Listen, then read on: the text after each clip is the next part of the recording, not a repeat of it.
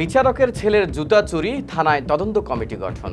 জুতা চোর ধরতে রীতিমতো হুলস্থুল কাণ্ড দিয়েছেন রাজস্থান পুলিশ।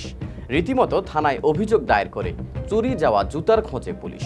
ধরা পড়লেই বেচারা চোরের কপালে যে দুঃখ আছে তা আন্দাজ করে বলাই যায়, কারণ রাজ্যের একটি আদালতের বিচারকের ছেলের জুতা চুরি হয়েছে, আর ওই হারানো জুতা খুঁজতে গিয়েই যত এলাহি কাণ্ড।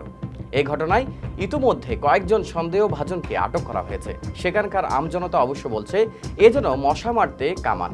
সাধারণ মানুষের টাকা গয়না চুরি গেলেও তো এমন তৎপরতা দেখা যায় না।